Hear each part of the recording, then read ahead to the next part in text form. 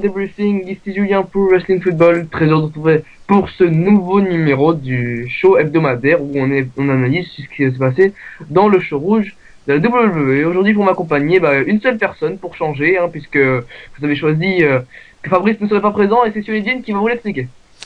Ouais, parce que malheureusement on ne peut pas mettre de musique, droit d'auteur oblige, malheureusement. Alors, on pourrait mettre la musique de l'Undertaker parce que malheureusement, et oui on va le dire, enfin, vous savez, lundi, donc affaire, on aurait dit que c'est des experts Las Vegas. Il se passe que lundi, notre ami Fabrice, notre ex-ami, puisqu'il s'est passé un drame, eh bien a sorti l'irréparable. Tu étais là, Julien? Oui, il a dit que les habitants de Nantes étaient les Nantois. Forcément, en disant cela, il a énervé carrément tout le pays de la Loire, les Nantais, Aloïs, Papy aussi, était tellement offusqué par rapport à ça. Il y a eu une descente. Là, vous avez pas vu, vous avez vu un espèce de canari jaune descendre jusqu'à Montpellier et vers sa ville que j'arrive même pas à prononcer le nom. Et il se passe qu'il a donc eu un lien pixel qui a été dégainé sur Wrestling Football parce que nous, on est solidaires avec Fabrice. On met des liens pixel très explicites. Et donc, voulez-vous que Fabrice soit tabassé? Et il s'est passé que vous vouliez, a priori, celui qui a dit non. Vous dites forcément de qui c'est, mais il y en a une majorité de personnes qui a donc décidé est-ce que vous voulez le tabasser? Et donc, on a envoyé Colline et donc elle est en train de le tabasser en ce moment. Donc, il risque malheureusement de pas le revoir jusqu'à la fin de la semaine. A priori, même jusqu'à la semaine prochaine. Et donc, on a une grosse pensée pour lui. D'après ce que j'ai compris, Colin l'a bien achevé. Et à mon avis, ça va être compliqué. Enfin, on pense fort à toi, Fabrice, à l'hôpital, en espérant que Colin n'était pas encore ne sache pas où est ton hôpital, qu'il habite l'hôpital. L'hôpital Jean-Paul II. Voilà. Pour ceux qui se posent la question, l'hôpital Jean-Paul II, pour ceux qui se demanderaient où est Fabrice. Ok, donc on va débuter. On va revenir quand même au sérieux parce que quand même. Ouais, donc on avait un Raw cette semaine qui se passait où je me rappelle plus. New Jersey, puisque c'était oui, dans le Jersey. C'est vrai que c'était dans le New Jersey, donc terre du Daily Show, effectivement. Donc, et justement, en parlant du Daily Show, le show avait débuté avec Seth Rollins, qui était venu nous faire... d'abord, on a eu un rappel des faits, puisque vous êtes sûrement pas au courant, mais Rollins était allé défier Jon Stewart dans sa propre émission, qui est le Daily Show. Voilà, d'ailleurs, il avait fait un truc assez joli, il était apparu derrière lui, quoi. Et Stewart avait assez mal joué la comédie, et voilà, il lui a dit viens à Monday Night Raw pour qu'on se confronte une fois pour toutes. Du coup, Rollins nous a annoncé que Stewart sera là plus tard dans la soirée. Et puis après il a fait quelques comparaisons qui m'ont fait assez rigoler. C'est-à-dire qu'il a comparé la situation entre lui et Stewart comme celle avec entre Jerry Lawler et Andy Kaufman.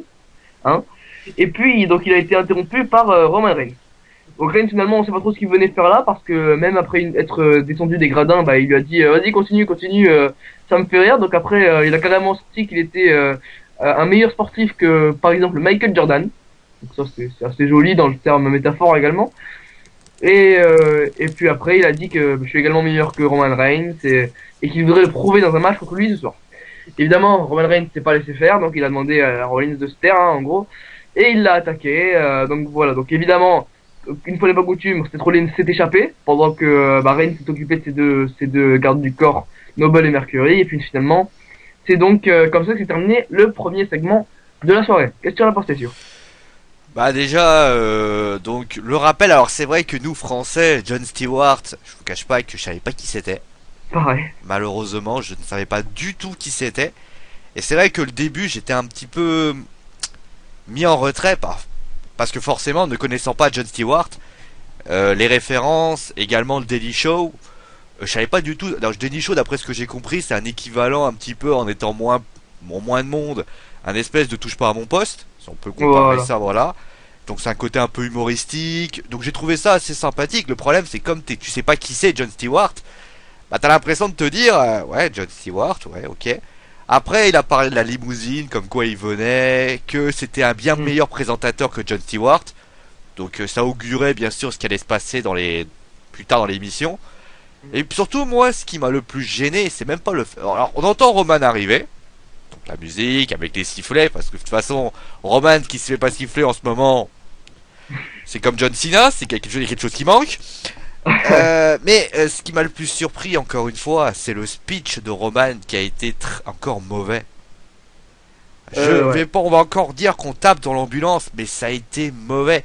On a un type qui est Seth Rollins, qui, même quand il parle de Jon Stewart, me fait quand même rigoler, me fait marrer. Quand il dit voilà Michael Jordan, ça me fait marrer, parce que voilà, il vit le truc. Et tu as Roman, le pire, je pense que l'exemple le plus simple, allez voir sur Wrestling Football, le show est en ligne, c'est le Watt.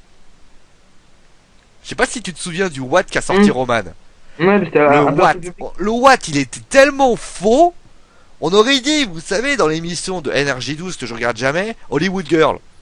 C'était la même chose. C'était faux. Et Roman, on avait l'impression qu'il le disait de manière... Et moi, j'ai été complètement surpris par ça. Et finalement, le moment où il a commencé un petit peu à se réveiller, c'est quand il a commencé à mettre des coups. Et ça, c'est vrai que c'est quelque chose qui est vraiment étonnant. Étonnant. C'est que Roman, dans quelques semaines, il sera à WrestleMania, donc ça veut dire qu'il va affronter Brock Lesnar, ça veut dire qu'il va sans doute être champion, parce que on va dire les paris vont plus vers Roman, et donc il va parler à un moment donné. Il va parler beaucoup. Et moi, j'ai l'impression que Roman, aujourd'hui, il est inexistant au micro, et je l'ai dit plusieurs fois. Même à la fédération virtuelle de la Wrestling for Glory, il fait des meilleurs speeches, Roman Reigns. Ce qui pour moi est une hérésie. Et le pire dans tout ça, alors j'ai essayé quand même, parce que je suis pas non plus un rabat-joie, je sais que Julien le déteste purement et simplement. Ouais. J'ai essayé d'analyser le speech de Roman. Le vrai problème du speech de Roman, c'est surtout le fait, j'aimerais bien avoir le script de la WWE pour savoir ce que est de l'improvisation de Roman et ce que Roman doit dire. Et je me demande si Roman, en fait, ce qu'il fait, et ça c'est vrai qu'on le voit souvent, rappelle-toi, quand toi qui est à l'école, le bon vieux truc du bourrage de crâne, t'apprends par cœur. Le gars, il apprend tout par cœur, il ressort ça sans le moindre émotion, et moi je serais Roman, peut-être que ce qu'il devrait peut-être le faire sortir, c'est qu'il écrive ses speeches. Peut-être que ça sera très brouillon, mais au moins ça sera ses speeches. Là, j'ai l'impression que c'est les speeches d'un autre. On sait tous qui c'est, hein. Mais c'est vrai que malheureusement, et je pense que tu seras d'accord avec moi, Roman, pour moi, les speeches, c'est pas du tout ça. Et les speeches, c'est catastrophique. Et j'ai l'impression que Roman est en train de se saborder lui-même à chaque fois qu'il parle. Ouais, je suis d'accord. Ce segment, il a été... je trouve que Rollins, moi j'aime bien quand il parle, parce que Rollins, il est vraiment en train de au fur et à mesure des semaines, il s'améliore vraiment je trouve que ce mec a vraiment de l'avenir, surtout avec les références qu'il a fait. C'était génial, c'était très bon. Et puis voilà, Roman Reigns, surtout qu'est-ce qu'il vient faire là, parce qu'au début, il en donne aucune de raison qu'il vient ici. Hein. Finalement, il a aucune raison de venir confronter Seth Rollins. Il lui dit vas-y, parle, je t'écoute. Ouais, d'accord, mais non, tu débarques pas comme ça. Même ça, c'est faux. Même ça, c'est faux. Il fait ouais, vas-y, continue. On sait tous qu'on porte pas beaucoup John Cena dans son cœur, mais John Cena il aurait fait hop, excuse-moi, bon écoute, je t'ai interrompu, désolé, vas-y continue, moi tu sais quoi, je vais juste, tu sais, il commence un peu avec la foule, moi j'ai juste envie de m'amuser avec lui à la WWE, tu vois, il fait ça comme ça, et là ça WWE s'amuse, lui il est comme ça, Roman, ouais, vas-y, parle, parle. Je pense que Seth Rollins il s'attendait pas, il dit mais qu'est-ce qu'il me fait lui. Ok, avant que je sois interrompu, hein. Voilà, exactement. On va écouter ce que nous a dit Fabrice, parce qu'avant de nous tabasser, il a eu le temps de nous donner son avis quand même, hein, et bon. Voilà. Ouais, parce que professionnel jusqu'au bout, Fabrice, hein. Voilà, donc voici son avis sur le début du show. Donc il nous a dit que la traduction est respectée, c'était un segment pour commencer Raw, qui est bon. Globalement, Rollins a fait le boulot au micro. Pour Reigns, il y a du mieux selon lui, mais il reste encore beaucoup à faire pour devenir un grand speaker. Sinon, Rollins c'est toujours le plombier, il prend la fuite. Je veux pas dire, mais la blague de Fabrice est nulle, ça déjà. Deuxièmement, où est-ce qu'il a vu du progrès? Il prend la fuite. Oui, on a compris, pas peine de répéter la blague de Fabrice qui est nulle. Hein. Mais moi, ce qui m'a le plus choqué, c'est où est-ce qu'il a vu du mieux? C'est incroyable. Je défends, vous savez tous que je défends Roman, je l'ai défendu à Fastlane contre vents et marées. Mais là, il y a rien. Le mec, son speech, il y a du vide, mais t'ai dit, on a l'impression d'avoir des gens qui lui ont filé un texte et qui lui ont dit, tu lis ça. C'est improvise. Il sait pas improviser ce mec. C'est fou, il est nul. Il est nul. Quand il parle, il est nul. On dirait un ballet. Un ballet est plus charismatique que lui. Je suis désolé. Un ballet, c'est plus charismatique que lui. On a l'impression, même la photo à gauche, elle est hilarante. On dirait qu'il sourit, on a l'impression qu'il a des caries. Je sais pas, c'est pas bon. C'est pas bon, je suis désolé. Alors je sais que les fans de Roman vont me tomber dessus. Bonjour les fans de Roman. Mais il y en a pas beaucoup, t'inquiète. Il y en a une déjà, c'était pas mal. Mais ce qui est sûr, c'est que je suis désolé. Où est-ce que vous voyez du charismatique? Ça veut dire les gens, ils parlent, ils prennent le micro, ils parlent, ils s'en imposent. J'ai l'impression de voir un Roman. Ouais, je suis là, bonjour, je m'appelle Roman. J'ai arrêté de boire depuis 3 jours. Oh merde, bravo Roman. Non mais à un moment donné, c'est catastrophique et... Moi je serais lui, honnêtement, j'ai pas du tout... Pour vous raconter, on est entre nous, hein. Bon, Paul Heyman, c'est celui qui est le plus dur à traduire, parce que, Julien, peut-être que tu l'as déjà traduit. C'est parce qu'il fait beaucoup de pauses. Pas encore, ouais. Heureusement. Mais Roman, c'est le plus dur à traduire pour l'autre raison. C'est parce qu'on n'arrive pas à être dedans. Je sais pas si t'as déjà traduit un speech de Roman. Roman Reigns, oui, ça m'est arrivé. Un speech de Roman, je sais pas si t'as fait même effet que moi. Ça fait même effet que toi. T'as l'impression que Roman, tu pourrais dire bonbon caca, ils s'en foutent. Les gens, on n'est pas dedans. Ah, c'est vrai. On n'est pas dedans et c'est pas possible, quoi. Et ça, c'est l'effet contraire. D'accord. Bon, bah, on va passer donc à la suite de ce show. Donc à la suite de ce segment, on a eu la continuité où justement celui qui était dans toutes les têtes, je pense, hein, depuis la semaine dernière, depuis Fastlane. Randy Orton est venu confronter Seth Rollins en backstage, hein, donc il lui a dit qu'il était prêt à aider Rollins ce soir en affrontant Roman Reigns à sa place. Du coup, il a dit que Rollins, il pourrait pas être l'invité de Jon Stewart et en même temps affronter Roman Reigns dans le match. Donc Rollins, lui, il a tout simplement affirmé le contraire et il lui a dit qu'il sera l'invité de Stewart et également l'adversaire de Reigns. Donc bon, c'est pas la traduction que j'ai eue. Moi, j'ai eu le Randy Orton qui est arrivé en disant, écoute, tout ce que je veux, moi, je trouve que t'as bien parlé. Alors peut-être que j'ai mal traduit, hein, peut-être qu'on n'a pas eu la même traduction, hein. Moi, les voix des traductions sont impénétrables, hein. Mais ce qui est évident, c'est que moi j'ai plutôt eu un Randy Orton qui disait à Seth Rollins, va le dessus, allez, va le dessus, lui là-bas, là, le vilain là-bas, le pavot. C'est ce que j'avais compris. Après peut-être que je me suis trompé sur un truc. Bon, je sais pas, ça dépend des sources. Bon, en tout cas, ce qui est sûr, c'est que Roman Reigns faisait face à Seth Rollins à la fin. Ça, c'est une évidence. Oui, voilà, bon, ça on le sentait venir depuis le début, justement. Oui. Ah, on va passer à la suite et donc à la lutte pour le championnat intercontinental qui fait rage actuellement. C'est j'en avais parlé brièvement lors du bilan de Fastlane, mais c'est actuellement ma rivalité préférée. C'est le plus beau bordel du monde. Mais ouais, mais c'est génial.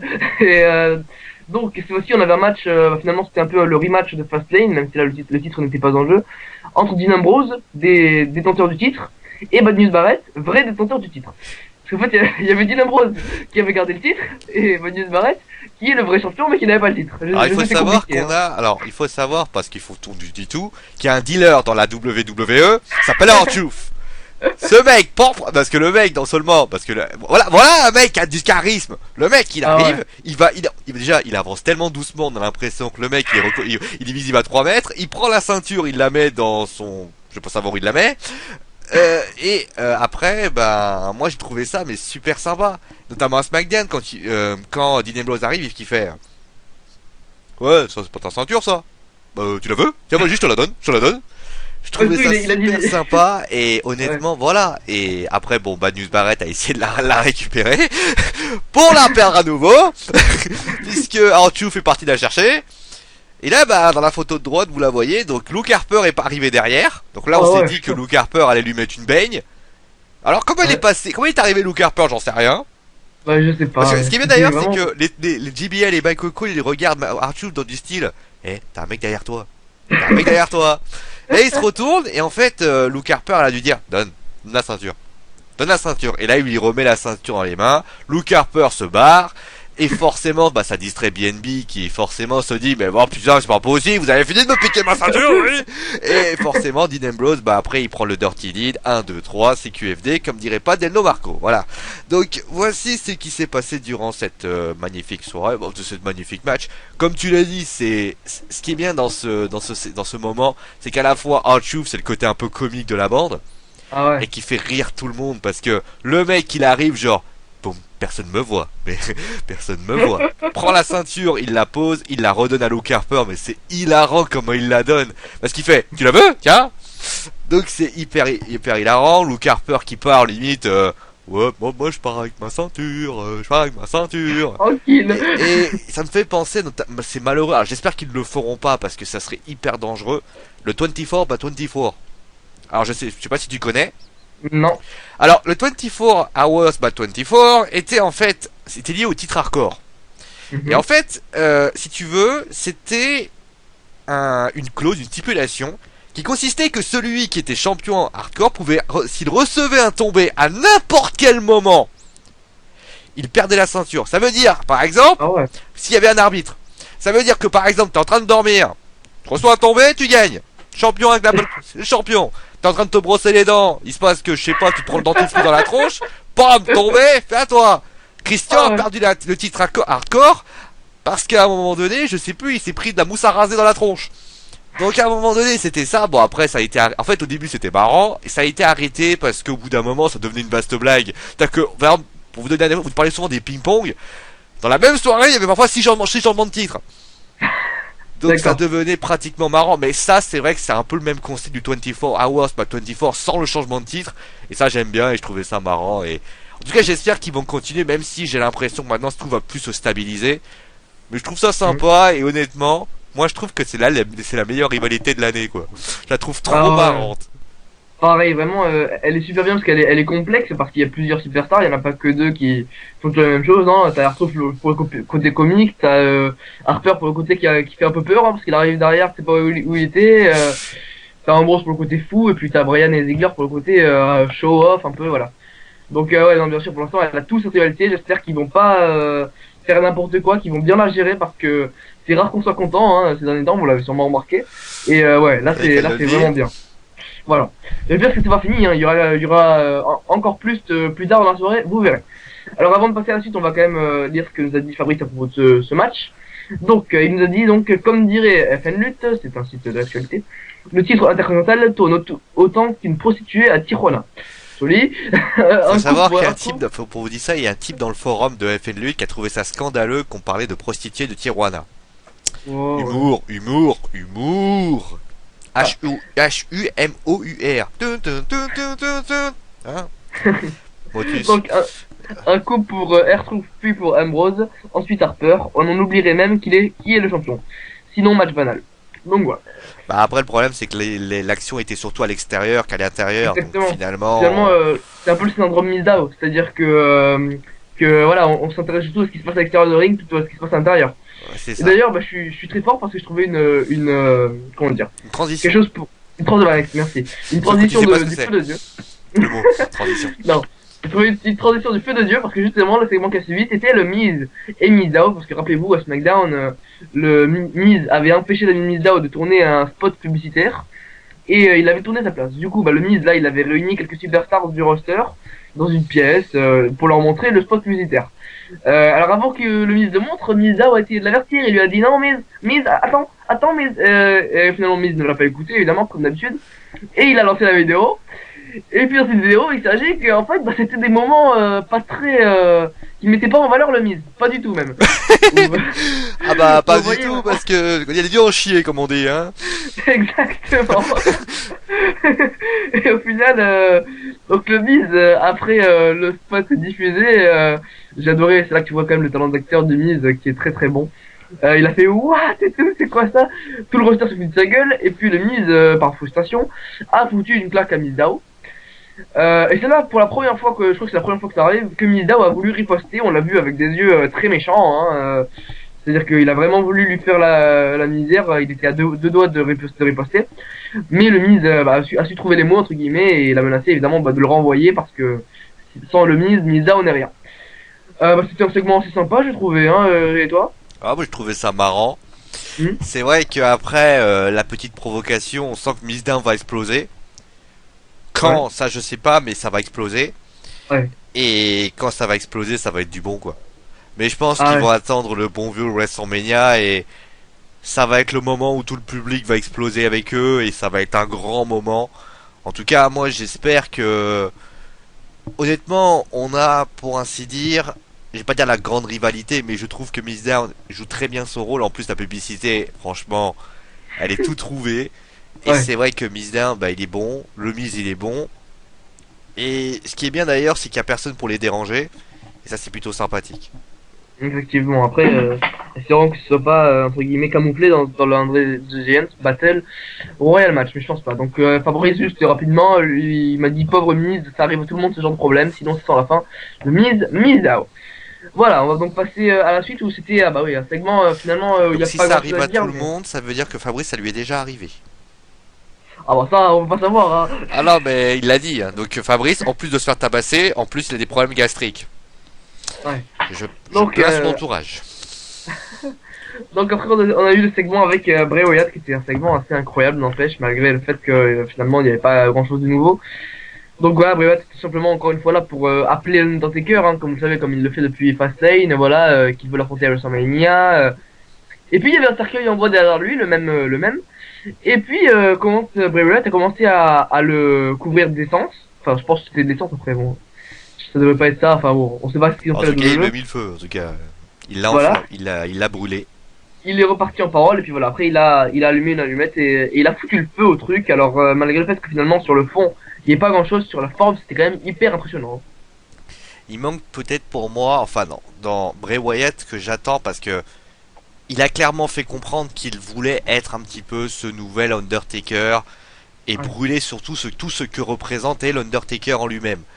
Par rapport au fait qu'il a perdu à WrestleMania, par rapport au fait qu'on ne le voit plus, par rapport au fait que bah malheureusement c'est vrai qu'il lui a voulu lui rendre hommage et tout ça. Par contre, j'ai l'impression que Bray Wyatt, à force de l'appeler, il faudra bien qu'il apparaisse un jour l'Undertaker. Parce qu'à un moment donné, Bray Wyatt va se retrouver à court d'idées. Hmm. Et il serait peut-être bien qu'à un moment donné il apparaisse. Alors peut-être la semaine prochaine, ça serait peut-être le meilleur moment. Mais c'est vrai que ce qui serait peut-être... Moi ce que je m'attendais peut-être aussi, c'est que... Après malheureusement c'est compliqué par rapport au heel face. À ce que Kane, qui est les flammes, Kane qui soit là pour un petit peu titiller Bray Wyatt un petit peu. Il manque vraiment qu'il y ait une opposition à Bray Wyatt. Il parle bien, il est Ouais. très bon, mais il manque vraiment un mec pour, on va dire, un petit peu tenir tête à Bray Wyatt. Parce qu'à force de speecher, c'est bien les speeches, mais à force de speecher, j'ai peur que ça se retourne contre lui et qu'au bout d'un moment, les gens se disent, nous on veut juste revoir l'Undertaker, on a un petit peu marre que tu passes ton temps, à part si à un moment donné, il commence à faire les postures de l'Undertaker, à un moment donné, s'il se comporte comme l'Undertaker, mais là pour l'instant, le problème c'est que la rivalité, elle avance, mais elle est un peu en stand-by, parce que forcément l'Undertaker, bah, c'est un bon lutteur, l'Undertaker n'est pas là, et tant qu'il ne sera pas là, le Deadman, on aura toujours une rivalité qui sera fixe, et ça Ouais. c'est un gros problème ça. Ouais, je suis d'accord. Bah, après, je sais pas si t'as vu les infos, mais bah, le problème c'est que l'Undertaker devrait pas arriver avant un petit bout de temps. Il compte même faire durer le suspense jusqu'à la fin, hein, finalement. Oui, mais le problème c'est que Bray Wyatt va dire quoi la semaine prochaine? Effectivement, il y a ça. Après, je trouve que t'as une idée qui est vraiment très bien, c'est que ouais, ça serait bien que par exemple qu'il arrive genre habillé comme l'Undertaker, qu'il fasse la même entrée que lui en Ouais, allumant par les exemple. lumières, en faisant le même prise que lui, ça serait vraiment énorme dans le style de Moi, ce que provocation. j'aurais aimé de Bray Wyatt, c'est un type qui arrive et en fait, par la semaine prochaine, par exemple, il arrive, il nous dit, je vais vous montrer quelque chose. Il montre une vidéo avec l'Undertaker qu'il a attaqué pendant les vacances, par exemple. Hmm. Et tu sais quoi? Il lui a pris ses pouvoirs. Parce que l'Undertaker, on sait tous, une force mystique. Quand il lève le bras, parfois les éclairs foudroyants arrivent. Il apparaît avec le fameux gong. Bah, Bray Wyatt le fait Ouais. aussi. Donc il lui dit, j'ai pris tous les pouvoirs de l'Undertaker. Et dorénavant, j'ai tous ses pouvoirs. Et concrètement, en faisant ça, bah, tout le monde se serait dit, ah putain, le mec il a volé les pouvoirs de l'Undertaker. C'est-à-dire que le mec il peut se téléporter à côté de toi, tu t'en rends même pas compte. Ouais. Peut-être c'est ça, mais il manque quelque... Moi je pense qu'à force de vouloir toujours faire Bray Wyatt, Bray Wyatt, Bray Wyatt, Bray Wyatt, j'ai peur que ça devienne trop redondant et que les gens se disent ça peut devenir très vite énervant. Et ça c'est vrai que moi ça me fait pas un peu peur. Ouais, je suis d'accord. Après, à suivre, hein, mais forcément, faut que l'Undertaker se ramène vite. Après, on a eu pas beaucoup d'informations sur le contrat qu'a l'Undertaker. On sait qu'il s'entraîne et qu'il devrait être là à WrestleMania, Ouais, logiquement. après avec sa compagne, il a poussé de la fonte. Voilà, bon, après, il sera là à WrestleMania, c'est pas le souci, mais puis bon, ouais, enfin, c'est une faute qui peut être bien, mais qui peut aussi donner de mauvaises choses. Voilà. Tout dépendra, moi comme j'ai Euh, dit, tout dépendra du retour de l'Undertaker. Il peut pas, s'il revient à WrestleMania, je me fais du souci, pas pour Bray Wyatt qui va continuer, mais surtout pour l'attente. Les gens hmm. veulent voir l'Undertaker. Alors peut-être qu'ils vont essayer de l'attendre jusqu'à au tout dernier moment avec le dernier Raw avant WrestleMania. Mais pour l'instant, le match est même pas annoncé, je crois. Donc il faut, Non, pas encore. Bah, à la il limite, le fait fais que un l'appeler, spot, hein. je sais pas, fais apparaître un truc, tu vois l'Undertaker qui dit j'accepte, ou autre. Mais il faut quelque chose, parce que là, pour le moment, il y a juste un homme qui attaque, et il manque quelqu'un pour lui rentrer dedans, et ça, par contre, c'est problématique. Ouais, ouais, effectivement. Après, si c'est bien géré, pourquoi pas, hein. Si, genre, dans le Oui, dernier Raw peut-être. avant WrestleMania, ils nous font un segment du feu de Dieu entre Wyatt et Undertaker, ça peut être que Ouais, meilleur et non, la mais fête sera après, encore plus. j'attends que ça. Et puis on rappelle d'ailleurs que pour information, ils ont quand même réussi à nous faire peur avec Sting, avec Triple H. Ouais, effectivement. Effectivement. Donc Fabrice, juste rapidement, il nous dit juste que c'est du Bray Wyatt à l'état pur et qu'il n'a rien à redire, tout simplement. Allez, on va passer au moins bon, entre guillemets, avec bah, le match, c'est un six-man mixed person match, c'est bien ça? Six Man Mixed Tag Team Match. Ouais, mixed tag team person, je sais pas quoi, bon, on s'en fout. Donc c'était ça posait comme il y a pas longtemps, Cesaro et Tyson Kidd, ainsi que Natalia, la femme de Tyson Kidd, aux Usos et Naomi, la femme de Jimmy Uso. Voilà, ça a été un match finalement le même que la semaine dernière, et le même qu'il y a 2 semaines, et le même qu'il y a 3 semaines. Non, j'abuse, mais finalement on est reparti quoi, hein. Il y avait du potentiel dans cette rivalité, surtout que on a deux équipes qui ont beaucoup de talent, évidemment on le sait, mais bah ouais, finalement c'est toujours pareil et ça repart comme pour toutes les fêtes tag team. C'est ça, ça tourne un peu en rond. Bah ouais. C'est malheureux, mais ça tourne un peu en rond. On a du mal à savoir vraiment où ils veulent en venir. Ils ont greffé Naomi et Natalia dans le truc. Avec notamment le final où Natalia en veut à Tyson par rapport au fait qu'il y a eu un changement alors que mes mères elle avait mal au genou, je crois. Ouais, c'est ça. Mais à part ça, on peut noter quand même que Naomi fait gagner son équipe, enfin. C'est le cas de le signaler. Mais sinon, c'est vrai que malheureusement, bah, quand on a une feud tag team, ça pose un petit peu problème. Je serais eux, je ramènerais d'autres équipes pour les faire affronter. Ça permettrait d'avoir autre chose. Et d'avoir aussi Voilà, avec peut-être un Tyson Kidd et un Cesaro qui s'en prennent par derrière au Uso. Ça c'est pas interdit. C'est voilà vrai qui que a c'est fait un des petit coups peu long. près. Après au niveau du match, c'est sympa, mais sans plus. C'est Ouais, et sans puis on veut plus. pas une chose. En fait, le problème c'est que match mixte, on vous dit forcément, bah les filles ont pas fait un mauvais match. Le problème c'est que c'est pas non plus le match où tu vas t'en souvenir. Et j'ai du mal à me souvenir vraiment, à part peut-être quelques petits moments, comme comme par exemple le topé suicida, le changement rapide de Tyson Kidd qui fait rentrer Nathalie alors qu'elle est blessée. Mais il n'y a pas Ouais. vraiment, je me dis pas, ah tiens, il s'est passé ça, il s'est passé ça. Et c'est vrai que ça, c'est un Mm. petit peu dommage. Effectivement, après c'est toujours la même chose, hein. On va regarder rapidement ce que nous a dit Fabrice. Donc voilà, bah, il est comme nous, hein, il a l'impression de voir le même match chaque semaine avec des stipulations différentes. Et bah, il pose la question à quand une vraie FUD, une vraie bonne FUD pour le tournoi tag team. Bah, évidemment, c'est après tout, hein. Si vous voulez, vous allez voir les précédents redebriefings, vous connaîtrez notre avis plus en détail, possiblement. Donc ensuite, on a eu une nouvelle vidéo pour le retour de Sheamus. Hein, bon, ça fait quand même quelques semaines c'était avant Fastlane, c'était quoi, 2 semaines avant Fastlane que ça avait commencé. Oui, c'est ça, c'est une semaine. Ouais. Après. Alors bon, c'est bien de mettre des vidéos, mais au bout d'un moment, est-ce qu'ils ont pas lancé le truc un peu trop tôt parce que ça commence à faire beaucoup, hein. Bah, est-ce Chaque semaine. que le problème c'est qu'ils disent voilà, il va revenir, il va revenir. Quand est-ce qu'il va revenir? Ouais, Déjà. déjà. On dit qu'il va faire un heel turn. Contre qui? Est-ce qu'il sera là à WrestleMania? Pas mal d'interrogations. Il va falloir que Sheamus commence à revenir là. Ça commence à Surtout que devenir très vite vital parce que c'est bien les spots. Mais à un moment donné, quand on voit un spot, c'est pour que le gars il revienne. Mais il voilà. n'y a pas de date. C'est un petit peu du style, il va revenir, hein. Mais quand va-t-il revenir? Il faut peut-être essayer, il faut peut-être lancer une date maintenant. Quitte à dire voilà, il a un match à WrestleMania, il n'y a pas eu de personnes qui se sont déclarées pour l'affronter. Il y aurait pu avoir un mec qui a dit voilà, moi je voudrais l'affronter à WrestleMania, genre je sais pas, on va prendre celui par exemple que tout le monde parle beaucoup, Curtis Axel par exemple, ça aurait été marrant.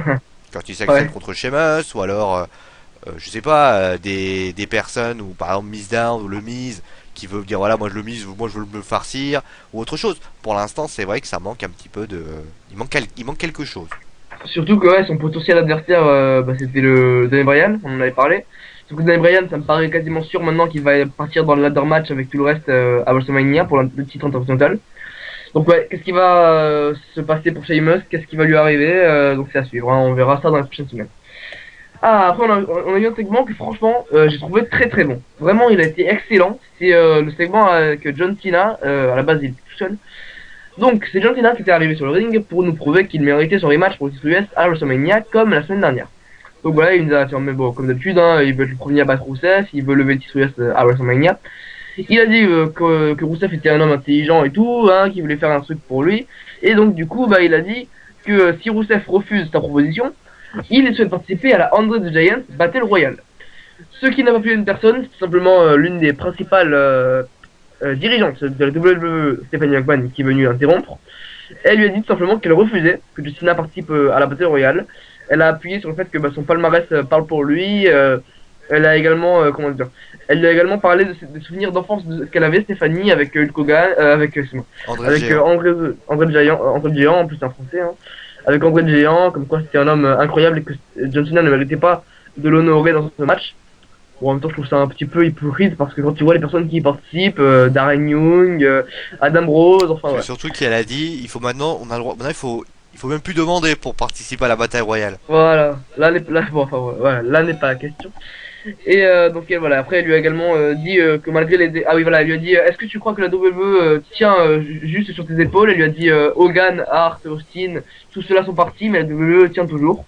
Elle lui a dit Cena tu n'es juste qu'une superstar comme les autres. Et puis après j'ai été heureux. Curtis Axel est arrivé avec évidemment ce mouvement à WrestleMania, il a répété hein, qu'il est le réel vainqueur du Royal Rumble et il a dit d'ailleurs il a un petit peu fait des louanges à Stephanie McMahon, pas du tout lâche-cul celui-là. Il lui a dit je vais t'impressionner, tu vas voir. Du coup Stephanie McMahon avait dit bah parfait, on va faire un match, on va organiser un match pour Cena et Axel. Et elle a dit si tu veux, elle a terminé en disant à Cena que s'il voulait son match pour Rousseff à WrestleMania, il devra faire de gros efforts et impressionner Rousseff pour que celui-ci change d'avis. Donc ça a mené sur match avec Axel de John Cena, donc on va d'abord parler du segment. Qu'est-ce que t'en as pensé? Bah, on voit la différence entre lui et Roman. Lui et Ouais. Roman, Même Curtis Axel c'est plus un de monde. charisme. C'est-à-dire que Roman, il est aussi charismatique qu'un balai. Et John Cena, bah, il met un peu l'ambiance. Et je commence même à me demander, et ça c'est fou, hein, même si c'est vrai que son niveau lutte parfois un petit peu limité par rapport à ce qu'on sait quoi. Finalement, bah, je commence justement à me dire, John Cena, finalement, les sifflets, c'est pas totalement justifié dans le sens où on en a un qui commence à se faire siffler et qui lui, finalement, peut-être mérite plus de se faire siffler que lui, qui se met en retrait, qui fait face, quand même, qui affronte Rousseff, quand même, le mec qui a quand même, même si Colin refusera de le dire, qui a été soumis, qui avait perdu connaissance.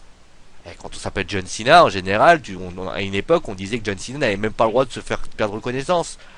Donc, je pense qu'à un moment donné, les anti-Cena, je comprends que vous en vouliez à lui, mais comme j'ai déjà dit lors du Clash in the Ring sur John Cena, je pense que il y a des gens qui ne le détestent, tout ça pour suivre une mode.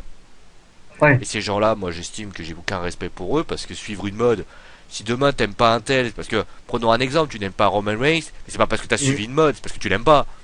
Au contraire, je t'avais, ouais, non, dès le début, hein, ouais. Enfin, Donc à un moment donné, c'est pas une histoire de suivre une mode.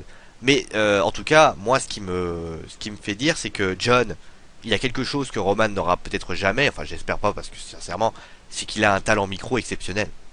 hum, Il a un talent hum, micro exceptionnel. C'est-à-dire qu'on sent que le mec, quand il prend un micro, eh ben, tu vas vivre des grands moments. Et c'est ça qui est bien avec John Cena. hum. Je dis simplement ça. C'est ça qui est bien avec John Cena. Après, on peut toujours reprocher ses qualités in ring, sur le fait qu'il a peut-être cassé des trucs. Papy serait là, il vous en parlerait bien avant moi, bien mieux que moi.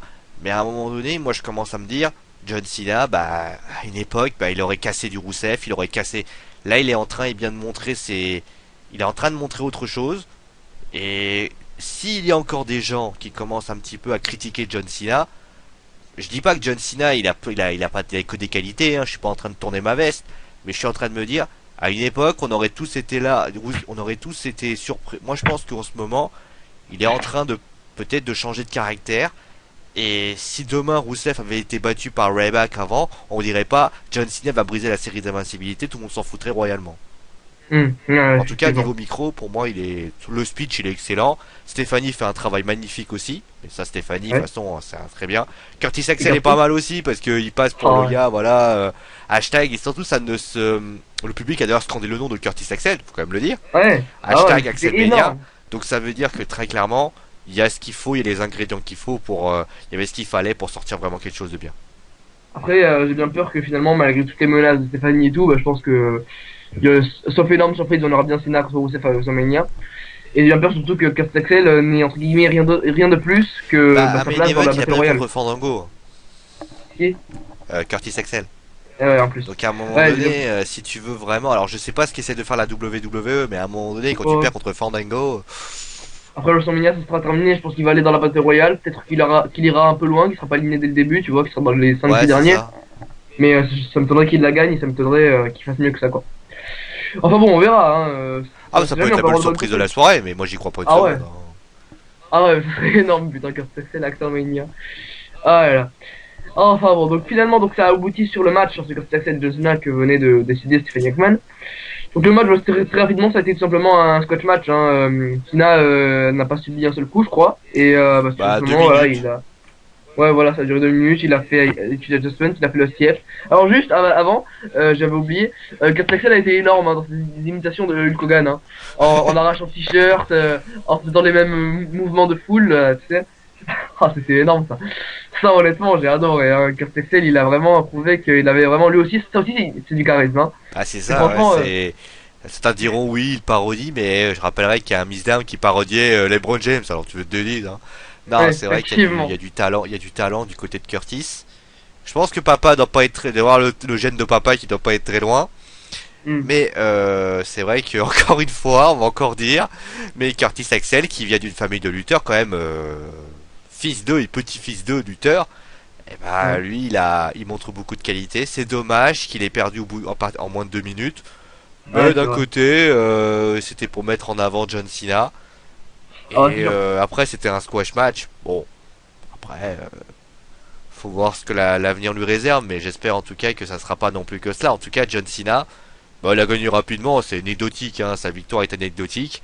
C'était simplement un squash et puis voilà. Hein. Oui, ouais, après, voilà, c'est bon pour Enfin, Kurt Axel. il aurait quand même subi beaucoup contre Curtis Axel. Je me serais posé des questions, mais là, comme les 2 minutes, pareil, il a Ouais. claqué ça en 2 minutes, c'est réglé. Hein. Donc après ce match, on a eu également un petit segment tout très court, puisque Rousseff et Lana ont débarqué quand même pour réagir à tout ce qui venait de se passer. Et bah, pour faire court, Rousseff a tout simplement de nouveau refusé sa proposition. Il a de nouveau refusé le rematch à WrestleMania. Tout simplement. Ça m'aurait étonné. Voilà, bon après, comment John Cena va-t-il le faire changer d'avis? Oh là là, je sais pas. Hein. Eh, t'imagines John Cena il sera pas à WrestleMania? Oh, mon Dieu, Oh John là là. Cena ne sera pas à WrestleMania. Vous imaginez? John Cena ne sera pas même pas dans le main event, il sera même pas dans la carte de WrestleMania. Colin risque de faire des Ouais, cauchemars pendant à peu près 3 mois. c'est ça. Ennemi en plus. Non mais Voilà. pour revenir à ça, non, il va, je sais pas, il va lui attacher les dreadlocks, il va lui piquer le drapeau russe, il va lui trouver un truc, il trouvera une solution, il va... Oh vous savez, hein, Bad News Barrett a signé un contrat contre sa volonté, hein. Oui, pas Enfin, faux. on peut toujours trouver une solution, hein. Après, John Cena n'est pas Dean Ambrose, John Cena n'est pas fou comme Dean Ambrose. Hein. Oui, tu sais, il suffirait juste que, je sais pas, il ramène l'armée américaine et puis c'est réglé, hein. Ah, ça serait bien ça. Ouais, ouais, effectivement.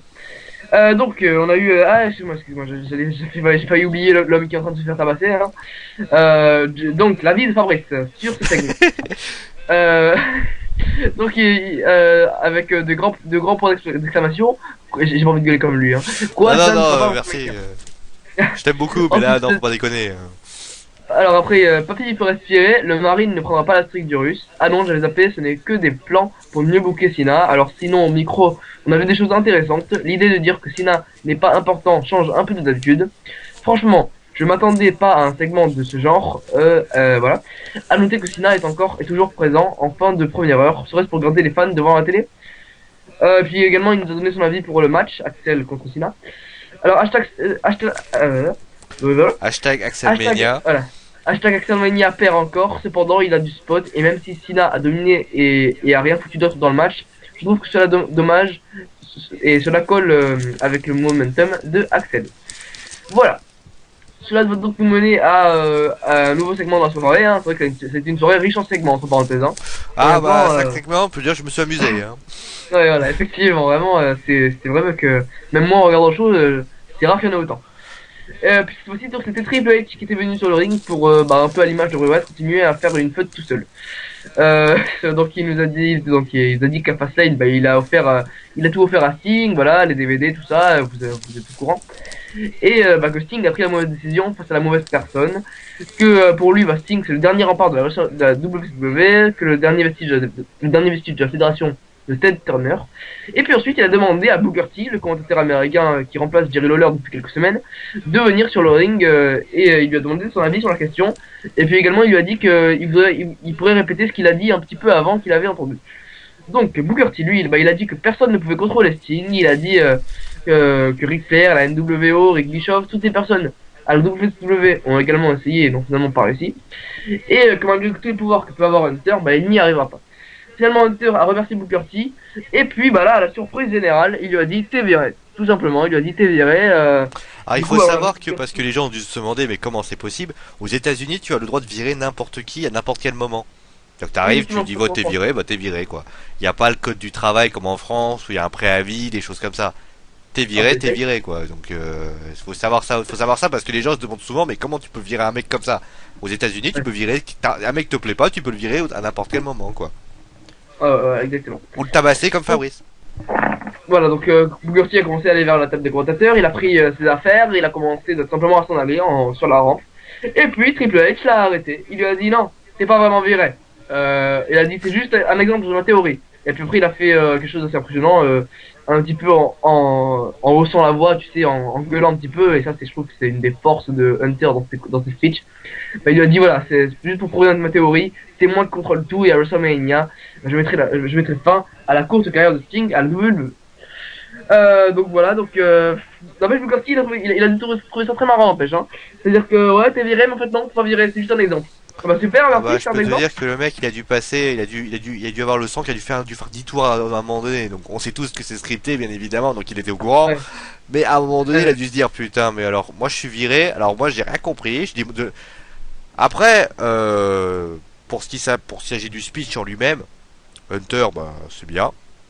C'est vrai qu'au début je voulais savoir où il voulait en venir parce qu'au bout d'un moment j'étais un peu paumé hein. Mais c'était pas si mal que ça.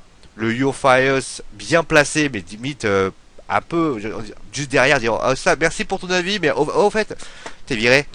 Ça j'ai trouvé ça mais très bien en le retenant à la fin. Viens voir toi.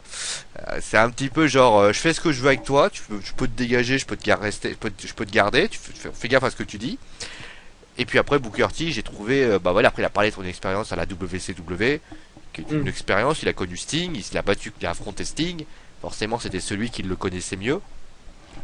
Ça permet aussi de revoir un petit peu le Booker T, etc. Et puis le final, moi j'ai trouvé que le segment en tout cas était surtout pour redonner un peu de crédibilité à Triple H qu'on avait bien perdu à cause de, vous savez, de ce moment du fusil à pompe de baseball qui avait été un petit peu mais c'est vrai que cette semaine j'ai trouvé que Triple H, surtout que moi j'ai adoré, c'est le Yo Fires mais de calme posé, genre en fait t'es viré. J'ai trouvé ça mais super bien fait, vraiment. Encore une fois un gars qui fait des bons speeches contrairement à quelqu'un.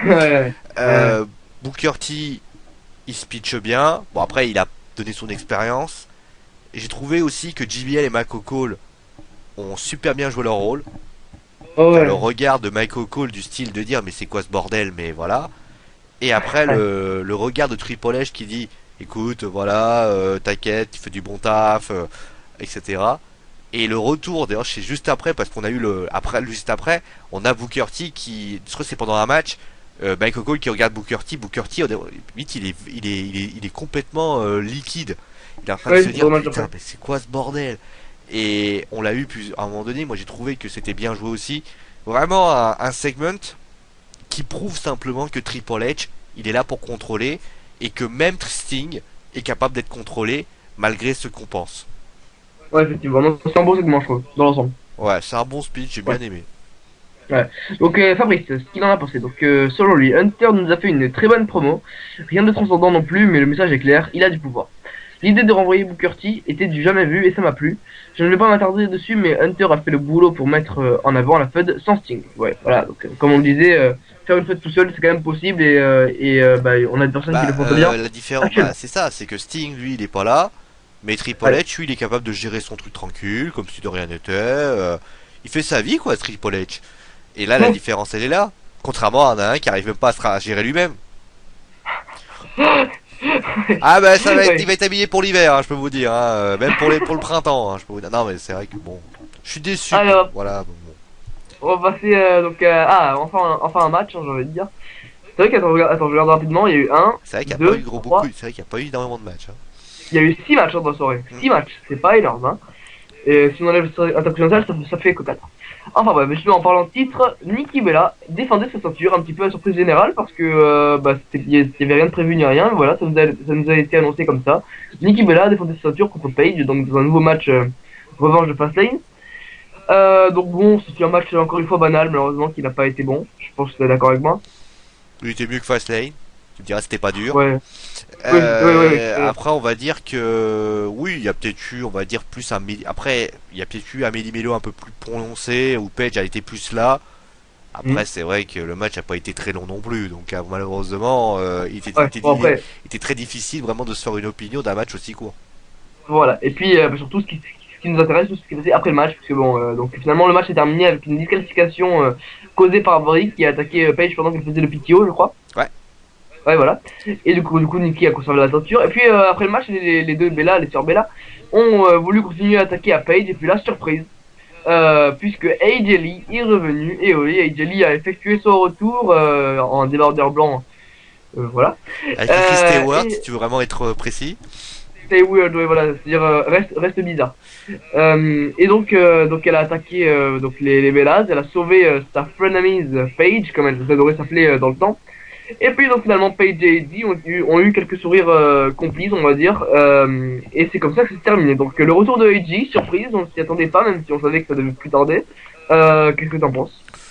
C'est super bien. On sait tous que AJ, quand elle est là, bah tout remonte. Hmm. Forcément, ça va énerver les anti-AJ. Ouais. Ce qui forcément, bah on les salue, hein, bien sûr. Bonjour les anti-AJ. Mais c'est évident que sa simple présence a fait plaisir. On savait qu'elle allait revenir. Il y avait carrément des rumeurs qui en donnaient, même si on sait tous que, étant donné que AJ est mariée à qui vous savez, il y avait Hmm. également des fortes chances qu'elle ne revienne pas. Elle a fait son retour et je trouve que là ça redistribue les cartes et moi je serais pas étonné qu'on ait un triple threat à WrestleMania avec AJ Page et peut-être, je sais Ouais. pas, un avènement d'une nouvelle conquête de titre d'AJ parce que concrètement, bah, pourquoi la WWE l'a fait revenir aussi, c'est parce qu'elle a pas, personne n'est capable de tenir la ceinture à part elle. Il manque Ouais. un coffre. J'espère juste une chose, c'est qu'il n'y ait pas une Charlotte Beast qui traîne derrière. Parce que la Ouais. Charlotte Beast, du genre, qui vient voir AJ qui fait oh là là, t'es trop forte et tout. Bah d'accord, je t'affronte pas. Bah, 1, 2, 3, championne des divas, Charlotte. C'est pas un Ouais. remake de ce qui s'est passé l'année dernière. Après, je pense que bah ils l'ont vu que Paige, après avoir remporté son titre dès le premier jour, a été vraiment moyenne dans sa conquête du titre après quand elle le conservait face aux différentes divas. Et je pense pas que la WWE fera la même erreur. Ouais, après, Après, peut-être que Page va récupérer la ceinture, j'en sais rien. Mais c'est ouais. évident que AJ, à son simple retour, a fait plaisir. Hmm. Ce qu'il faut surtout, moi maintenant, c'est ce que j'attends, c'est de voir ce qui va se passer dans les prochaines semaines. Parce que là maintenant, parce qu'elle a fait très longtemps qu'elle a pas lutté, est-ce qu'elle est capable encore de proposer quelque chose d'intéressant? C'est ça qu'on va voir là dans les prochaines semaines. Ouais.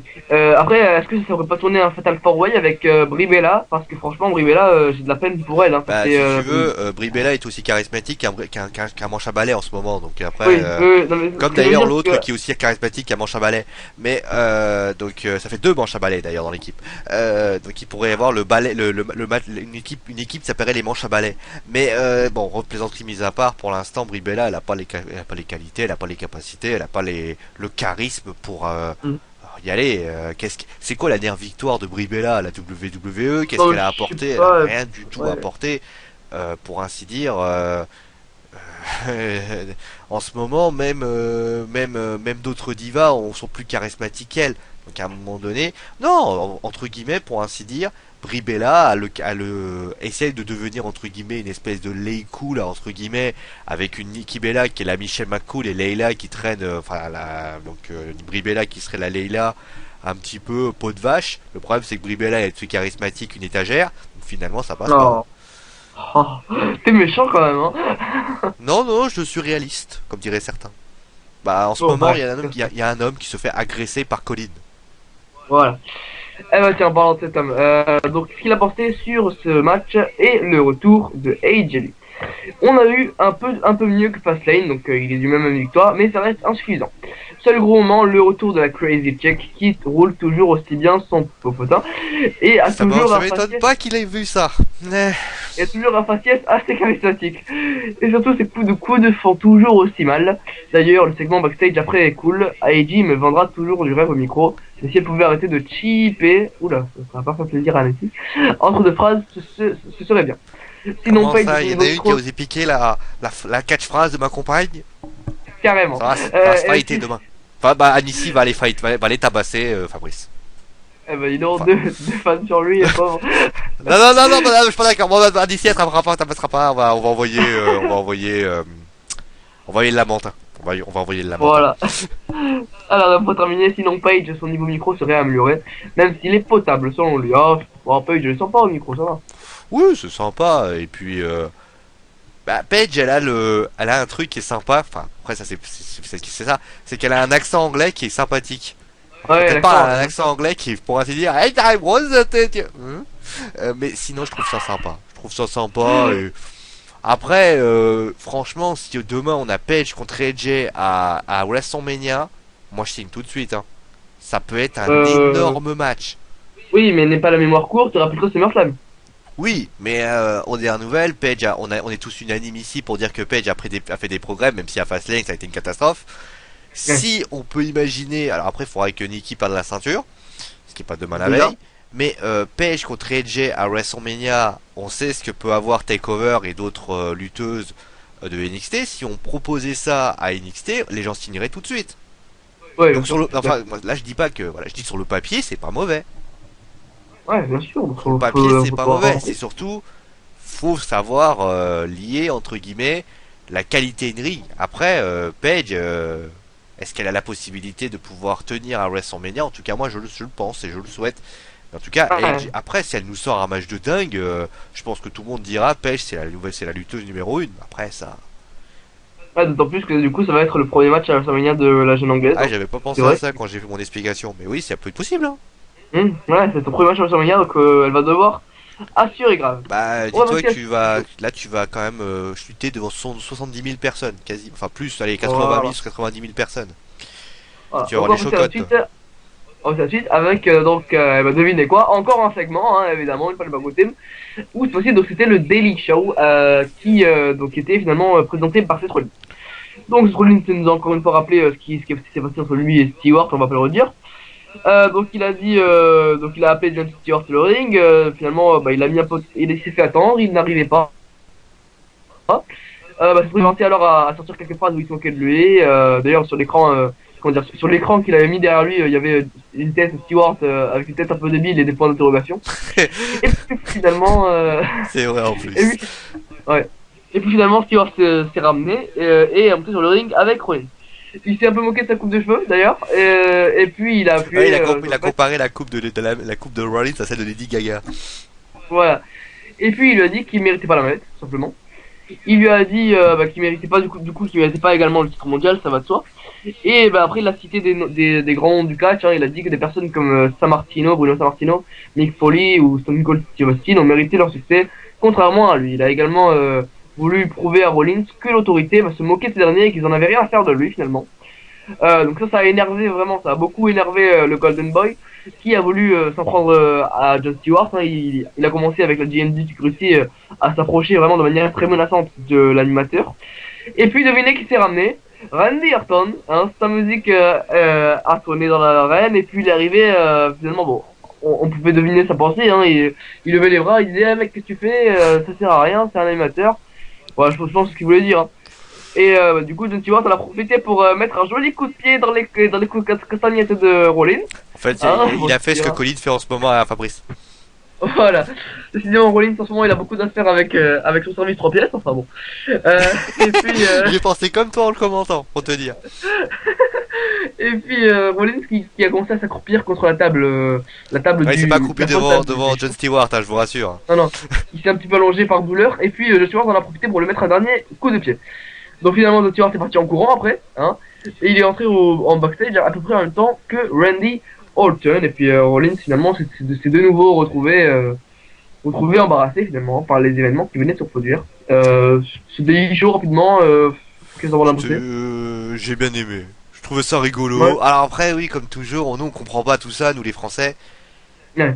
Présentateur Seth Rollins, je trouvais ça sympa. Jon Stewart, comment il a retourné la situation, je trouvais ça sympa. Randy Orton qui arrive et qui a l'air de se dire mais qu'est-ce que tu fais mon mec, qu'est-ce que t'es en train de nous faire. J'ai trouvé ça sympa. En fait, le segment, forcément pour les Américains, ça parle de quelque chose, mais c'est vrai que ça regarde aussi la ligne éditoriale qui dit le côté respect. Et c'est ce qu'a dit d'ailleurs très souvent Jon Stewart en disant moi j'ai acquis du respect, mais toi tu n'as acquis aucun respect. Tu as passé des raccourcis alors que d'autres ont sont battus pour ça. Et j'ai trouvé que Jon Stewart, il a bien amené le truc. Et d'ailleurs, moi qui m'attendais à ce que ça soit un segment où on comprenait rien sur Jon Stewart, il a surtout parlé de la lutte et moi j'ai trouvé ça super sympathique. Et moi je trouvais ça sympa. Et franchement Randy, même Randy qui arrive à la fin et qui essaie un petit peu de distraire, alors après en expliquant cela, c'est sympa aussi. Ouais, bien sûr. Ouais, bon, après le truc dans ce Daily Show, c'était que Seth Rollins l'a vraiment bien fait et finalement c'est parti de rien à la base. Hein. C'est-à-dire qu'à la base, je pense que la WWE n'avait pas prévu qu'une entre guillemets mini FUD soit organisée. Je pense que Rollins l'avait placé dans un speech tout simplement. Il l'avait placé finalement comme il l'a fait pour Michael Jordan cette semaine. Hein. Il l'avait placé, voilà, il a rapidement. D'ailleurs, on l'a pas dit, mais il a dit qu'il rappait mieux que Wiz Khalifa. Ouais, aussi. D'ailleurs, Wiz Khalifa sera là la semaine prochaine, ça C'est pourrait peut-être engendrer des aussi, hein, conséquences. peut-être qu'il va se prendre tous le rappeur et peut-être que Wiz Khalifa va prendre Randy Orton qui va dire ouais oh moi je suis un rappé moi. Tu vois, Et en plus, il y aura Snoop Dogg aussi, hein. Il y aura Wiz Khalifa et Snoop Dogg. Donc ça pourrait donner lieu à des scènes assez rigolotes, on verra. Oui, mais à la base, c'était rien du tout. Et puis finalement, je pense que la WWE n'avait pas prévu que John Stewart réponde, et puis après la suite, vous la connaissez. Donc Fabrice, ce qu'il a pensé de ce segment, encore une fois. Donc il a pensé que c'était un segment assez classe, il a dit que ça change de d'habitude, après c'est loin d'être transcendant non plus, mais je ne vois pas beaucoup l'intérêt, sinon le rôle de Randy Orton était très bien. Donc voilà, et celui-ci va nous emmener à un match, oui mesdames et messieurs, un match dans Raw, c'est incroyable. Et puis là donc c'était la suite de ce qui s'est passé dans le deuxième match de la soirée, finalement c'était l'avant-dernier match de la soirée cette fois-ci, puisque Luke Harper, celui qui venait de voler le titre à Banius Barrett, affrontait Daniel Bryan, l'homme qui avait été indirectement confronté à Dean Ambrose et Banius Barrett, c'était lors de SmackDown. D'ailleurs SmackDown prend de plus en plus d'importance dans la rivalité, et ça je trouve que c'est vraiment bien, espérons qu'elle continue. ouais, Voilà, c'est clair, de toute façon on l'avait dit, hein, ils ont un nouveau show, c'est un nouveau jour, il faut bien qu'ils le fassent et ça c'est bien la réalité. Ouais. Et encore une fois, il y a eu notre dealer qui est à passer par là. Notre fameux dealer, hein, notre dealer à nous, hein. Notre dealer de ceinture, hein, je précise, hein, pas notre dealer de vous savez quoi, hein, qui a pris la ceinture et qui a décidé de se barrer. Et là, il a vu Luke Harper devant. Luke Harper est arrivé, il lui a fait eh oh, qu'est-ce que tu fais? Et à ce moment-là, parce que le match, on va pas le dire, hein, le match il est classique, Julien, très classique. Rien à gagner par soumission. Voilà, victoire par soumission, très classique. Et là, Luke Harper arrive et observe. Il lui fait, et R-Truth dit, bon, peut-être que je vais passer à gauche, peut-être que je vais passer à droite, Peut-être que je vais. Et là, il pose la ceinture par terre, je sais même pas pourquoi. Parce que je pense qu'il voulait pas la donner en propre main à Luke Harper, tellement c'est Et à peur. ce moment-là, bah, s'en prend une. Et à ce moment-là, donc Luke Harper. Alors, faut savoir que Banius Barrett et l'autre Itapas sont arrivés avant. Hein? Mais oui, avec Dominique Ambrose, ouais. qui était. Voilà. Et donc, bah, ce qui s'est passé, c'est que, bah, je vous laisse deviner la suite. Hein. Il s'est passé que, bah, Dean Ambrose, les deux se sont rentrés dedans. Et bah après, alors que Luke Harper avait la ceinture, tout allait très bien, c'est la belle vie, etc., etc. Et là, on a eu, et bah tout simplement, Dolph Ziggler qui est arrivé, a porté un zigzag et a décidé de monter tout au haut de l'échelle, parce que forcément Ok, c'est un match de l'échelle, donc lui il monte tout au haut de l'échelle, c'est très logique, hein, bravo Dolph Ziggler. Et donc après à ce moment-là, il y a eu un duel de popularité entre Ziggler et Bryan. Ouais, et Ambrose et R-Truth qui était au milieu aussi, hein. Ah oui, c'est vrai, il y a autre Enfin, chose qui voilà, était au milieu, enfin. Ce qui est très intéressant, bah après le match il est très anecdotique, comme l'autre oui. d'ailleurs. Ce qui est surtout marrant, c'est R-Truth qui encore une fois va piquer la ceinture. Tu te dis non, on va pas nous faire une deuxième fois. Et si il le fait, il te pique la ceinture, mais il te le pique de manière tellement spontanée que t'as envie de rire. Après au niveau du Ouais. match, il est classique. Bryan et Harper sont des bons lutteurs, ça c'est pas une nouveauté. Ils s'en sont plutôt bien sortis. Après c'est vrai que moi ce que j'ai adoré c'est le bon bah on va à droite. Non. Bon, on va à gauche. Non. Non. Donc je trouvais ça sympa. Et surtout le mec qui te regarde en disant eh, donne la ceinture. Bon bah donc voilà, c'était sympathique. Et moi j'ai adoré. Et l'arrivée de Ziggler d'ailleurs a été la surprise générale. Je m'attendais pas du tout à l'arrivée de Ziggler. Bah finalement c'est Bah, sympa. moi, moi aussi, honnêtement, parce que, bah, justement, logiquement, ça devrait être un match à 6 à WrestleMania, de l'échelle. Et justement, bah là, ils étaient 5 sur la scène, et bah, il manquait plus que Ziggler, justement, et c'était super bien trouvé. Le fait de le faire surgir avec ce super kick. Et puis, depuis le début des shows, il y avait également l'échelle à côté de la rampe. Et bah, on savait bien que ça servirait à quelque chose, bah voilà, elle servait à planter le décor. Parce que je pense que vraiment, cette scène a planté le décor, et ça sera vraiment la scène d'exposition du match à WrestleMania. Ah mais c'est sympathique. Franchement c'est sympa. Ouais, Et c'est surtout, très bah, bien. le fait que BNB essaie de récupérer sa ceinture, et il n'y arrive Le pas, parce pauvre. que malheureusement, bah, il se prend, il arrive pas, au moment où on se dit, c'est bon, il a la ceinture, bah, il y en a un autre qui le prend. Donc là, en ce moment, Ah, c'est donc, Dolph Ziggler qui la récupère. voilà.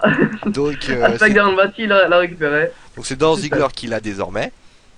Donc, bah, on verra celui qui l'aura. Donc, faites vos pronostics. Hein. Qui, selon vous, aura la ceinture à la fin de SmackDown. Hein, mais en tout cas, je trouve ça sympa et c'est plutôt humoristique. Et ça, je trouve ça moi, je trouve ça marrant. Et puis évidemment, rendez-vous la semaine prochaine dans le nouveau Raw Debriefing. Qui sera champion intercontinental? Enfin voilà, qui l'aura? Suspense. Ensuite, on a eu la promo donc pour l'intronisation de Madusa au Hall of Fame de 2015. Information que je vous avais donnée en exclusivité sur la chaîne YouTube Wrestling Foot Games dans la journée de lundi. Oui, mais messieurs, hein, l'exclusivité, elle était pour nous. Merci beaucoup. Donc voilà, rien de plus à rajouter. Hein, Bah, on va quand même Alundra rapidement. Blaze, la seule chose que les fans se souviennent, c'est elle avait pris son titre féminin de la WWE pour le mettre à la poubelle quand elle avait signé à la WCW. Elle a également récupéré le titre point moyen à la WCW, donc elle a quand même. Après, c'est vrai que c'est pas une lutteuse que les plus jeunes comme toi connaissent. Ah bah non, Après, moi je l'ai connue très rapidement, c'est pas non plus une lutteuse dont je me souviens. Mais quand on sait qu'on a des lutteuses comme maintenant, comme Eva Marie, qui sont aussi charismatiques qu'une étagère, donc à un moment donné, il faut savoir une chose, c'est qu'on a au moins des lutteuses qui ont été des grandes lutteuses et qui ont, on va dire, surfé sur le moment. Et moi, je suis très contente qu'elle ait sa place dans le Hall of Fame. Et après, il va falloir quand même essayer d'investir dans les nouvelles divas, parce qu'au bout d'un moment, les divas, vous n'avez pas en trouvé 50 les divas qui. Et j'espère en tout cas que, en tout cas, Alundra, ça sera pas Alundra. En tout cas, c'est une super nouvelle. Mm. Après Sony, après Trish Stratus, après Mae Young, après Fabulous Moolah, après, je crois que c'est Sensational Sherry qui a été également intronisé. Il y a des bonnes Mm. divas à la WWE à l'époque, mais ça c'était avant. Ouais, ouais. Malheureusement, bon, ouais, c'est pas le débat du jour, hein. Juste, j'avais oublié de parler de la petite Fabrice d'Arthur Bryan, hein, tellement il se fait tabasser, au bout d'un moment, bah, on n'y tient plus attention. Donc, bah, on retrouve notre péripaticienne de Tijuana. Oui, le titre, bien sûr, même pas mal. Sans plus, je pense que l'intérêt est bien sûr à l'extérieur de ring, comme on l'avait dit. Avec la ceinture intercontinentale, en tout cas, un potentiel grand match se dessine. Juste pour le Hall of Fame, j'ai l'impression que la classe de cette année est pas terrible. Je sais pas ce que t'en penses, mais à part le Macho Man, C'est parce que j'ai tu l'impression les que c'est pas des parce que grands tu lutteurs. les, on va dire, tu ne les connais pas très bien.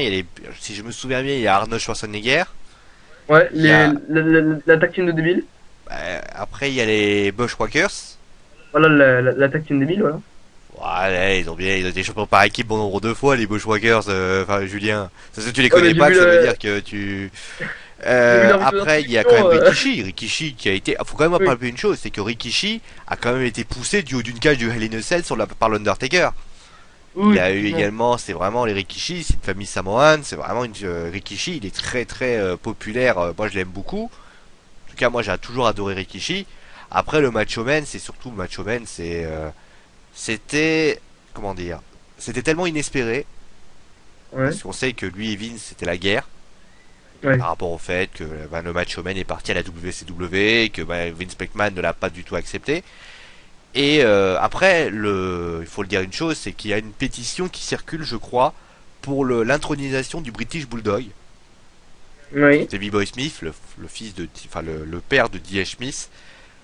Mais maintenant, c'est vrai qu'il y a certaines personnes qui doivent être intronisées qui ne le sont toujours pas, comme Owen Hart. Mais Owen Hart, c'est plus un problème judiciaire par rapport au fait que sa femme refuse catégoriquement qu'il soit intronisé par rapport à l'accident. Que je trouve quand même ça totalement illogique puisque tout le Canada le réclame, mais sa femme veut pas. Chercher l'erreur. Hmm. Et Davey Boy Smith, c'est des problèmes de dopage parce qu'on sait que Dave, il a voilà. On veut Chris Benoit, mais on sait ce qui s'est passé avec Chris Benoit. Je pense que tu n'as pas besoin de te l'expliquer. Je suis au courant. Donc à un moment donné, de toute façon, l'année dernière, après il faut dire ce qui est, les intronisés du Hall of Fame, on va pas en trouver 50 000 non plus. Hein. À part Ouais, introniser c'est des ça. lutteurs qui ont pris leur retraite il y a pas longtemps, on va pas en trouver 50. Hein. Oui. Malheureusement, encore aujourd'hui, on va introniser peut-être un jour, on intronisera les Hardy Boys, on intronisera peut-être les Dudleys, on intronisera peut-être d'autres équipes, on intronisera peut-être des superstars qui ont marqué l'histoire du style, parce qu'ils ont marqué l'histoire inconsciemment, mais on intronisera peut-être dans 10 ans les John Cena, les Randy Orton et tout le reste. On intronisera le Rock à un moment donné, mais c'est vrai qu'à un moment donné, quand t'intronises quelqu'un, tu peux plus l'introniser à un moment donné. Hein. Bien sûr. Allez, bah, avant-dernière péripétie de la Après, soirée. pour terminer avec le Hall of Fame, l'année dernière, on avait Bob Backlund et Bruno Sammartino. Tu peux comprendre que cette année, ça a peut-être baissé d'un cran, mais c'était le 30. Ouais, voilà. Forcément, 30e anniversaire dit forcément que tu mets un petit peu l'ambiance par rapport à ça. Non. Allez, avant-dernière péripétie de la soirée, donc c'est Paul Heyman qui est venu nous parler parce qu'il a sorti à WrestleMania. Tiens, j'ai fait tous les segments, tu veux en parler, celui-là? En fait, je l'ai même pas suivi pour te dire. Donc, Ah, bah merde. bah, ça doit être tout simplement, ouais, Roman, taper, je vais le taper, on va le taper, et puis voilà. Voilà, voilà, Le problème de malheureusement, c'est pour ça exactement. que Il a je l'ai rien même dit pas de fait, nouveau, c'est je que rassure, je vous explique quand même, hein, c'est que Paul Heyman sans Brock Lesnar, il y a pas grand chose malheureusement. C'est Voilà, bah là, malheureux, mais c'est je pas te le qu'il parle confirme, pas, hein, hein, donc, c'est que on attend c'est la bête qu'on veut voir, c'est des affrontements. Et d'ailleurs, le banche à balai, comme je l'appelle maintenant, bah il en souffre un petit peu parce que forcément il aimerait bien affronter. Lui, il est fait pour des coups et malheureusement, sans coups, bah, la puissance n'est rien. Bah, je te rassure, là, t'as rien raté de spécial. Il a toujours dit que Lesnar allait le détruire, peu importe ce qu'il pense et tout ça. Après, le speech était très bon, comme d'habitude, vraiment. C'était Non, mais très bon. après, D'ailleurs, les il a eu qualités du beaucoup de. speech de Paul Heyman ne sont même plus à prouver. Ouais. Encore un homme qui, voilà, encore quelqu'un qui sait faire des speeches de ouf, contrairement à celui qui était au début, qui a pas réussi à en faire un. Ouais. Je vais deviner Ouais. qui. Après, petite particularité, ce qui s'est passé, je sais pas si t'es au courant, mais il a eu beaucoup de problèmes de micro. Ouais, c'est vrai, Hein. j'ai Ouais, pas voilà. été. Alors, est-ce que c'est un problème technique ou est-ce que c'est vraiment Roman qui joue avec les Je sais boutons? pas. Je sais. Honnêtement, je sais pas parce que même avec Liliane Garcia, après, le micro que lui a donné Garcia après, bah, c'était toujours aussi saboté. Je sais Donc, pas. je sais pas. Honnêtement, est-ce que c'est un. Après, si c'est un problème technique, voilà, par contre, là, tu peux rien. Par contre, si c'est un C'est truc pour pareil. le futur, c'est Roman qui joue avec les boutons. Ouais. Déjà, donc il est en train de s'aborder un mec qui fait un bon speech parce que lui, sait pas faire un bon speech. Oh, ce serait vraiment petit. Ouais, Hein. ce serait vraiment petit et forcément, bah, mais non, mais après, je sais pas, ça se trouve, c'est un truc pour l'avenir. Je pense que la Ouais. WWE l'inclura ou sinon, bah, je sais pas. Hmm. D'accord, donc Fabrice, rapidement sur ce speech, no comment, Heyman c'est du Heyman, seul souci, le micro, mais la rhétorique est présente et efficace, bref, du poli à l'état pur. Voilà. Donc on va passer au main event de la soirée, Roman Reigns contre Seth Rollins, comme vous l'avez annoncé au début du Raw Debriefing. C'était le main event, fais-nous le récap de ce qui s'est passé dans ce match, et puis après également, hein, ou le mot d'ordre de déception. Bah, ce qui s'est passé, donc on a eu Randy Orton qui est apparu pendant le match. Il s'est apparu, Ouais. il a dit bonjour. Ah, bonjour, c'est moi, je regarde le match. Mais sinon, le match Roman contre Seth Rollins, ça a été un bon match. J'ai trouvé le match agréable. J'ai trouvé d'ailleurs que Roman avait bien parlé avec les points. Où il a quand même mis il a réussi à sortir vraiment de très très belles prises, tout comme Seth Rollins. Victoire de Seth Rollins après que Randy Orton ait tenu la jambe de Roman qui allait porter le spear. Et à Voilà. ce moment-là, eh bien, donc Randy Orton a décidé de se barrer. Alors je sais pas si l'autorité lui en veut, parce que il y a eu des regards assez bizarres. Ouais, ouais. Bon. Après, donc il s'est passé que tout le monde était là, donc Roman commençait à porter, on va dire, quelques petits coups. Et là, il a Bah, fait une prise. Alors après, Fabrice pète les plombs depuis avant qu'il se fasse tabasser par pète les plombs en disant ouais, t'as vu, il arrive à porter ça. Gna, gna, gna. Enfin plutôt, excusez-moi, je le fais pas avec l'accent montpelliérain, mais bon, vous voyez. Et donc il a porté un tempé suicida. Alors Crash and burn, crash and burn, crash and burn. hein, Crash and burn. oh, ou un crash and burn, oui, un crash and burn que moi j'appelle un tempé suicida parce que bon, hein, c'est un tempé suicida à la romane. Hein, non mais c'est vrai Voilà. qu'il a dégainé. Après bon, c'est très bien, il a dégainé cette prise, c'est très intéressant, c'est très bien, ok. Bon après, non mais après le match de Roman est très très bon. Moi j'ai trouvé le match intéressant, très très bon. Comme quoi, vous voyez, je l'ai allumé pendant tout le droit des briefings. Finalement, je dis qu'il a fait un bon match. Vous voyez quand même que moi. Mais c'est vrai que je l'ai trouvé intéressant. C'est dommage, comme toujours, que au niveau charisme, il est aussi charismatique qu'un manche à balai. Mais bon, ça après, ça il y peut rien. Mais bon après, sinon le match, très très bon match de la part de Roman. Ok. Donc ouais, le main event, je suis d'accord, c'était un bon match également. J'ai été agréablement surpris par Roman Reigns, même moi, hein. Même moi, je suis obligé de l'avouer. Voilà, c'était bien. Et puis la fin, par contre, C'est était là qu'on voit très. que ça joue pas à grand chose. Je pense que Roman, s'il est Hmm. capable d'être un peu moins, on a l'impression, s'il arrive à s'enlever le manche à balai qu'il a entre les fesses et qu'il arrive à sortir de bons speeches, ça peut être quelque chose de bien. Il lui manque pas grand chose à Roman. C'est pour ça que je suis si dur avec lui aujourd'hui. C'est que quand tu vois le match qui te produit dans le main event, c'est qu'à un moment donné, il a quelque chose. Le problème, c'est que Roman, malheureusement, si il a que la lutte professionnelle et que mettre, faut qu'il aille à la Ring of Honor, faut qu'il aille dans des fédérations indépendantes, on lui demande juste de mettre des droites et des gauches, et ça, pas être à la WWE, il lui manque ce côté acteur, il lui manque ce côté, comme le fait Seth Rollins, comme on l'a vu, on a eu des tonnes de speeches durant ce show, et malheureusement, eh ben, on a eu un mauvais speech et c'est le sien qui est sorti. Et c'est vrai que c'est dommage. Maintenant, franchement, pour devenir le visage de la WWE, il a besoin de trois choses. Il a besoin de performance, il a besoin de performance in ring, des performances au micro, il a besoin d'être talentueux et de pouvoir être capable de perdurer avec le temps. Pour l'instant, il n'y a qu'une qualité qu'il a, et on l'a vu dans le match. Par contre, les deux autres qualités, on les cherche toujours. Et je suis très dubitatif par rapport aux qualités. En tout cas, c'est mon avis. Je sais qu'il y en a qui ont remonté un peu dans l'estime après Fastlane. Moi, j'étais du style à dire, ok, il a pas fait un mauvais match, il a peut-être fait une prestation moyenne, mais Brian a fait aussi. Mais pour moi, à Raw, il a fait un bon match, mais il a été catastrophique au micro. Mais bon, ça, de toute façon, au micro, ça a toujours, c'est pas une surprise. Niveau charisme, il est aussi charismatique qu'une étagère de Nikki Bella. Voilà. Alors juste avant de finir, le gros truc décevant, Randy Orton, toujours pas de retournement de situation. Qu'est-ce qui se passe? Je pense qu'ils veulent le faire de manière progressive. D'ailleurs, le Ouais. public s'y trompe pas, puisque le public acclame Randy Orton. Donc à un moment donné, mais je pense que ça va venir. Je pense que la semaine prochaine, ça me serait pas surpris que Randy Orton soit opposé à Roman Hmm. par rapport à ce qui s'est passé celui-là. Après, Hmm. pour ce qui s'agit de du reste, je pense que Seth Rollins va peut-être casser les pieds à Randy Orton et là ça va peut-être exploser. Mais il reste encore quelques semaines. On va pas. Je pense que c'est aussi pour faire un peu meubler parce que si Randy Orton, les deux se tapaient sur la gueule, il faudrait être meublé 3 semaines. Peut-être que la WWE n'a pas de cartouche pour 3 semaines. C'est une des raisons. Ouais, effectivement. Ça serait décevant hein, si ça serait le cas quand même. Hein. Bah disons que t'as 10, après ce que j'ai compris, donc on a le 2 mars qui est passé, on a le 10, le 17, le 24, et après t'as WrestleMania, ça veut dire que t'es resté encore Voilà. 3 semaines à meubler, donc finalement il essayait peut-être de trouver une solution par rapport à ça. Allez, Fabrice, ce qu'il a dit rapidement.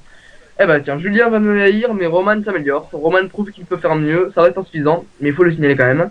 Son crash and burn à la fin du match, je dis bravo. Donc Roman, continue à t'améliorer s'il te plaît.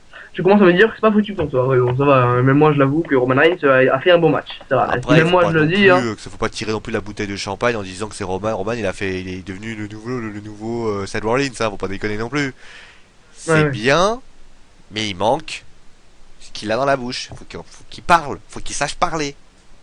Ouais. Bon bah écoute, tu viens de nous le dire, il reste 3 Raw avant WrestleMania, soit 2 Raw debriefing. Donc bah, moi je vais vous inviter à nous suivre la semaine prochaine pour un nouveau numéro du Raw debriefing. On parlera évidemment de la suite des événements de cette semaine, hein, la suite du titre intercontinental, qu'est-ce qui va se passer pour la ceinture de Bonus Barrett, comment Roman Reigns va-t-il évoluer dans sa fête contre Brock Lesnar. On aura également Sting et Hunter ainsi que Bray Wyatt et l'Undertaker. Donc voilà, tout ça, ce sera à suivre dans le prochain numéro du Road Everything. À la semaine prochaine. Bah écoutez, je vais essayer sur Edin terminer ce numéro et moi je vous dis au revoir tout le monde. Bah, merci de m'avoir invité. Et de toute façon, alors on va quand même parler de WrestleMania parce qu'on en discute beaucoup. On Vas-y. n'est pas encore en train de fixer une date, ça sera un live, comme on l'a déjà expliqué, ça sera un live. Et j'espère que Fabrice ne criera pas but de Montpellier. Hein. Donc on va en parler entre nous, on va essayer de vous... Alors dites-nous la date qui vous arrange le plus aussi, hein. Nous on a peut-être envie de le faire le soir, mais est-ce que vous êtes disponible le soir? Dites-nous ce que vous en pensez. Parce que nous, on va voir par rapport à nos disponibilités. Par exemple, Julien, il lit la Bible tous les matins, il peut pas faire. Hein. Mais bon, plaisanterie mise à part, il faut quand même qu'on sache que vous allez.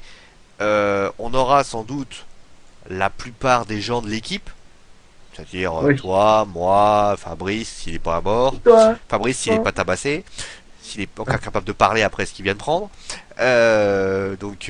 Colin, il y aura toute l'équipe. On essaiera de récupérer bien sûr Papy et Aloïs, quand même. Mm. Hein. On essaiera de récupérer un max de monde. On essaiera aussi surtout bien de vous divertir. Alors dites-nous la date qui vous arrange le mieux.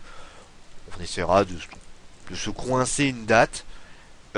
Aussi, nous on va essayer, parce qu'on en a parlé entre nous et Julien est plutôt d'accord avec ça, de vous faire vraiment une semaine vraiment WrestleMania. C'est-à-dire que vous allez vous prendre Ah du bah oui. WrestleMania toute la semaine. Il faudra qu'on voit ce qu'on peut faire, on va en discuter entre nous. C'est vraiment une petite mise en bouche pour que vous vous sentiez bien avant WrestleMania. Mm. Bon voilà, Carrément. sinon bah merci et donc comme tu l'as dit, moi je comment bon bah c'est Julien qui continue les WWE info de la semaine hein, comme d'hab. Hein. Oui. Nous, moi, vous me retrouverez donc Raw est déjà en ligne. Vous me retrouverez donc la semaine prochaine pour toutes les émissions. Bien sûr, les émissions où les Nantais deviennent des Nantois. Hein, Bon hein. nombre d'émissions. Et moi, de toute façon, bah, merci d'être là et bonne soirée à vous et amusez-vous bien. Et Julien, bah, je lui laisse le mot de la fin parce que moi, je suis comme au tennis. Je renvoie la balle. Eh bah allez, sortez couvert, tiens, allez. Ciao tout le monde.